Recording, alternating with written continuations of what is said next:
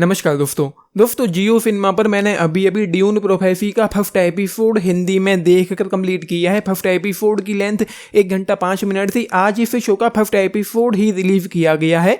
बाकी के episodes weekly basis पर रिलीज होते चले जाएंगे। टोटल 6 एपिसोड होंगे। फाइनल एपिसोड 22 दिसंबर को जाकर के रिलीज होगा। एंड ये शो प्रीक्वल है 2021 में जो फिल्म आई थी ड्यून और 2024 में जो मूवी आई थी ड्यून पार्ट 2, उन दोनों का ये शो प्रीक्वल है और करीब 10,000 साल पहले के वक्त में सेट है इस फिल्म सीरीज से। एंड ये एक चीज और यहाँ पर विकिपीडिया से मुझे पता चली है, ये शो जो ब्रायन हर्बर्ट और केविन जे एंडरसन के great school of dune novel trilogy पर जो 2012 से 16 के बीच में रिलीज हुई थी उस पर आधारित है। लेकिन उसके बाद के वक्त में ये शो सेट है, मतलब एक बुक पर आधारित है लेकिन बुक खत्म हो जाने के बाद ये शो सेट है। ये कुछ एक अलग ही, मतलब मैं समझ नहीं पा रहा हूँ कि आधारित कैसे है जब बाद के वक्त में सेट है। या तो आधारित है वही कहानी होनी चाहिए और अगर आधारित नहीं है तो कुछ और है, या यूं कहना चाहिए कि उस बुक का सीक्वल है। लेकिन भाई भगवान जाने वो लोग क्या सोचते रहते हैं। मैं अपना पर्सनल टेक देना चाहूंगा इस शो पर।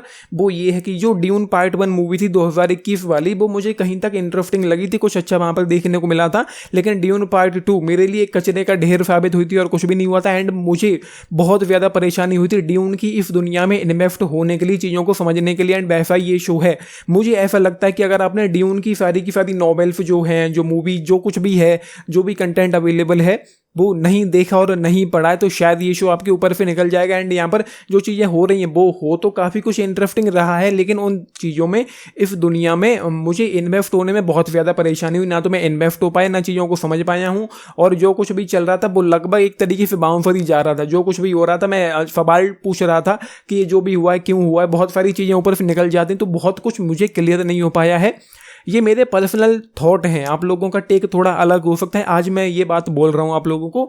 एंड मुझे पर्सनली ये शो कुछ ज़्यादा पसंद आ नहीं रहा है क्योंकि मेरा अपना टेक ये है कि मैंने बुक्स नहीं पढ़ी हैं तो हमारे लिए कुछ स्कोप, मेरा मानना ये है कि अगर आप कोई शो बना रही हो तो उसको कुछ इस तरीके से बनाओ कि जो फ्रेश ऑडियंस है, जिन्होंने आपका कुछ भी कंटेंट देखा पढ़ा नहीं है, उनको भी समझ में आए। लेकिन भाई विचर की तरह ये लोग अपने ही पता नहीं कौन से उस पे हैं कि सब कुछ उसी तरीके से बनाएंगे। जिन्होंने पढ़ा हुआ है उन्हीं के पल्ले पड़े तो मतलब बहुत सारे सवाल मेरे मन में उठते हैं। और जो राइटिंग है, जो एक्सप्लोरेशन होना चाहिए था, उस पर अच्छे से काम यहाँ पर नहीं किया गया है इस शो की दुनिया में। कम से कम फर्स्ट एपिसोड को देखकर तो यही लगता है कि आगे चलकर ये शो दिमाग का दही करने वाला है। कम से कम मेरा तो दिमाग का दही करने वाला है। तो हो सकता है कि मैं इस शो को स्किप करूं और फ्यूचर में ड्यून का जो कुछ भी आने वाला है उसको भी मैं स्किप ही करना चाहूँगा। एंड जियो सिनेमा वालों से मैं ये कहना चाहता हूँ, पर्सनली पूछना चाहता हूँ कि भाई तुम थोड़े भोसड़ी वाले हो गया।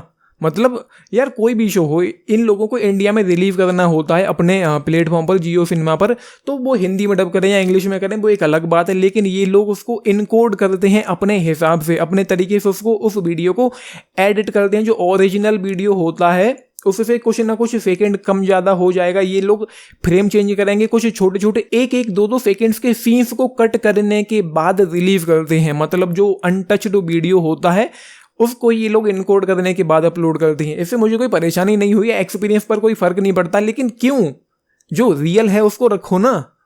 खैर वही जाने क्या है इन लोगों का अपना हिसाब किताब। मुझे मेरा टेक ये है कि मुझे ये शो कुछ खास उम्मीदें मुझे यहाँ पर देखने को मिलने रही, क्योंकि ये दुनिया मेरे लिए एक्सप्लोर और डेवलप नहीं करी गई है। तो बस यही है। बाकी आपने देखा है, अपने टेक्स लिख के बताना। एंड लाइक, शेयर, सब्सक्राइब भी करना चैनल को, वीडियो को। And this is Nitesh signing off. Thank you.